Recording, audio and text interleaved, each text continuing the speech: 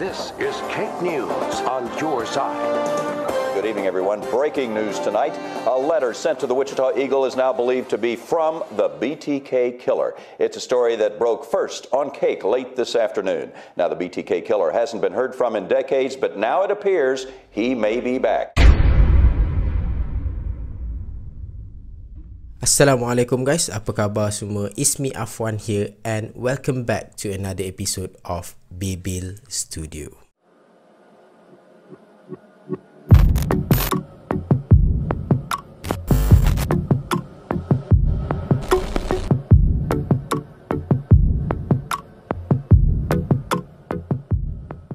Sebelum ni aku dah cerita dekat korang pasal satu kes pembunuhan bersiri yang dilakukan oleh seorang pembunuh yang digelar sebagai BTK.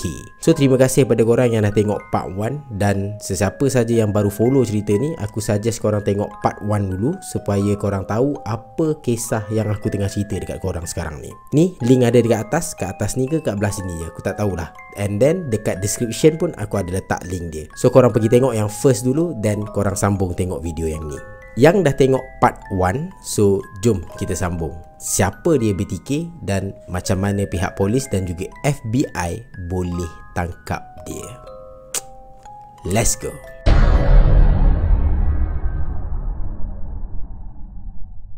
Pada Januari 2004, satu surat khabar lokal dekat Wichita, Kansas telah menerbitkan satu artikel berkenaan tentang pembunuh bersiri iaitu BTK. Tajuk artikel ni adalah BTK Case Unsolved 30 Years Later. Artikel ni menceritakan pasal pembunuhan yang berlaku di Wichita pada tahun 1974 sampai 1991. Bermula dengan keluarga Otero dan last kali mangsa dia adalah Dorole. Dalam artikel ni juga menceritakan keadaan semasa dekat Wichita yang kebanyakannya orang dah lupa dengan pembunuh bersiri yang bernama BTK. Diorang tak jangka langsung artikel ni akan trigger BTK untuk muncul balik dekat bandar Wichita dan kembali menghantui orang-orang dekat tempat tu. Beberapa bulan lepas artikel tu keluar, syarikat akhbar tu dapat satu envelope dari seorang yang bernama Bill Thomas Gill. Dalam envelope tu ada banyak gambar dan juga potret mangsa-mangsa yang dipercayai dibunuh oleh BTK. Kesemua envelope ni diserahkan kepada pihak polis dan pihak polis pun mulakan siasatan.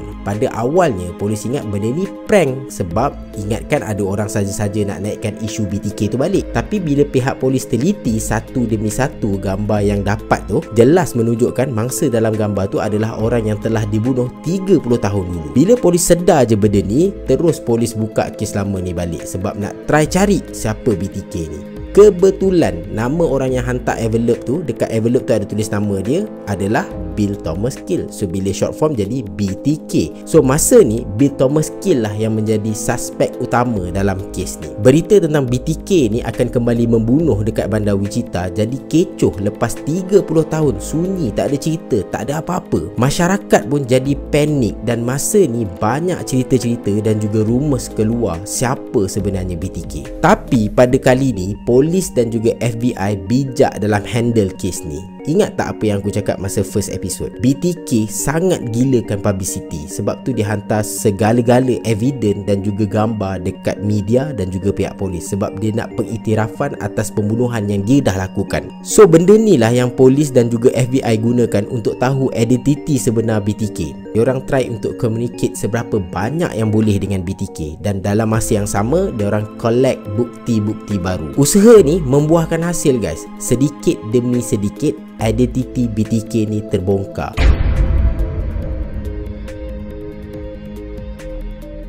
4 Mei tahun 2004, stesen TV KAKE ataupun KAKE yang aku panggil dapat satu surat daripada BTK. Dalam surat tu BTK bagi puzzle macam teka silang kata. Kalau dapat solve benda tu, polis dan juga FBI akan dapat clue siapa next target BTK dan macam mana dia akan bunuh orang tu. BTK bukan setakat hantar dekat stesen TV tu je. BTK hantar dekat satu kawasan perumahan dekat Wichita. Semua orang dekat kawasan perumahan tu dapat surat tu. So memang panik gila orang dekat kawasan perumahan tu.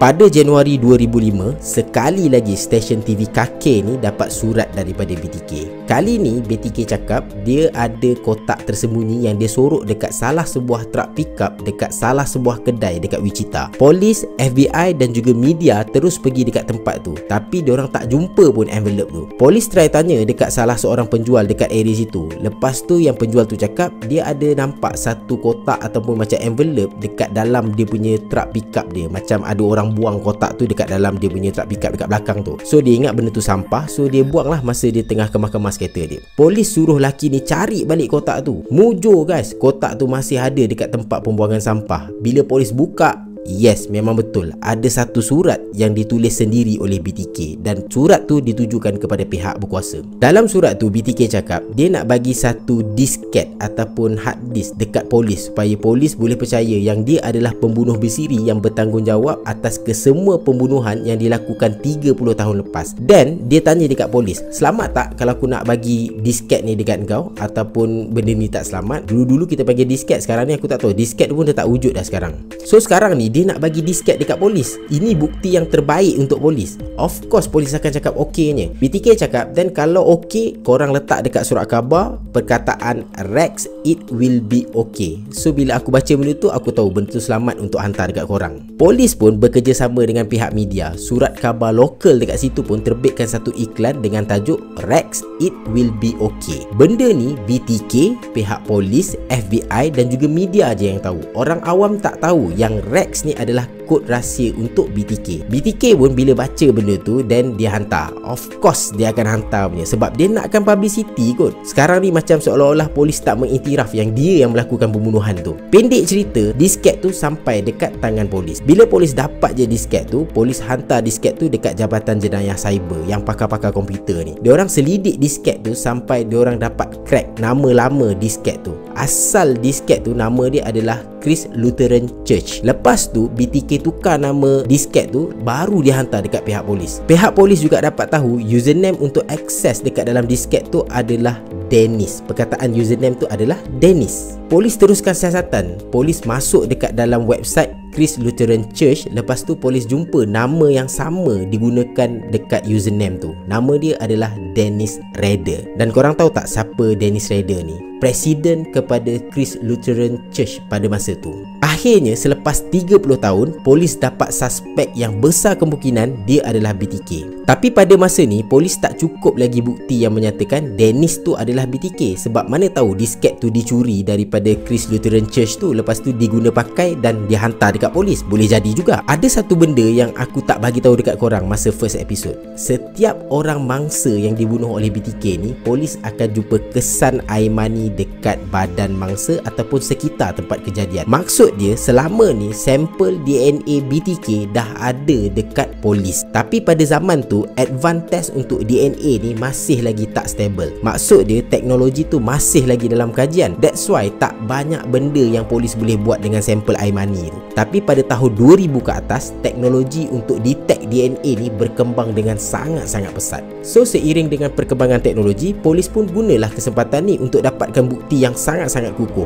Apa yang polis buat? Polis try untuk dapatkan sampel DNA Dennis ni secara senyap-senyap. Dennis ni ada seorang anak perempuan dan anak perempuan dia ni lah yang digunakan oleh polis untuk dapatkan DNA Dennis. Polis ni dia ambil sedikit sampel sel daripada anak Dennis. Aku ada baca polis dapatkan sampel tu daripada ujian pap smear yang anak Dennis ni buat. Ujian pap smear ni adalah ujian untuk screening cervical cancer dan dia dilakukan oleh perempuan je. End up dapat sampel DNA anak Dennis ni dan polis pun buat ujian DNA dan tengok match ke tak match dengan sampel DNA BTK dan keputusannya adalah match dia. Sampel DNA anak Dennis ni dengan sampel DNA BTK ni match. So ini bermakna sah yang BTK tu adalah Dennis Rader. Akhirnya Polis tahan Dennis Rader ni atas tuduhan melakukan pembunuhan bersiri sebanyak 10 kali dan dia dijatuhkan hukuman seumur hidup penjara. Bila polis tangkap Dennis ni, polis geledahlah rumah dia dan polis dapat jumpa banyak gambar mangsa yang Dennis ni tangkap dengan kamera dia. Bila polis tanya, kau tangkap gambar-gambar ni nak buat apa? Korang tahu tak apa benda yang Dennis ni cakap? Dia cakap dia nak buat modal. Dia cakap dia gairah bila tengok mayat dalam keadaan tergantung ataupun terikat macam tu. Aduh, sakit Dennis ni, sakit. Dengan penangkapan Dennis Rader, maka berakhirlah misteri pembunuhan yang tak selesai selama 30 tahun tu dan terbukti Dennis Rader adalah BTK. The bottom line, BTK is arrested.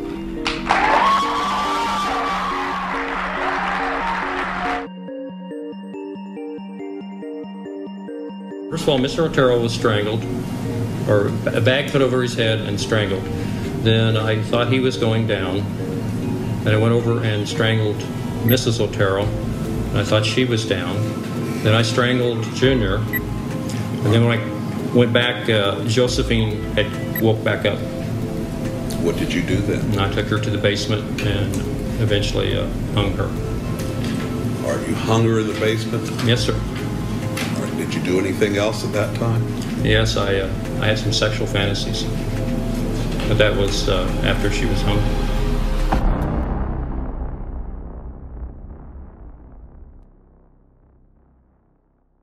So okay guys, itulah dia cerita pasal BTK. Macam okay ke tak? Hopefully korang semua enjoy dan aku jumpa korang at the next content. Until next time, Assalamualaikum. Bye bye.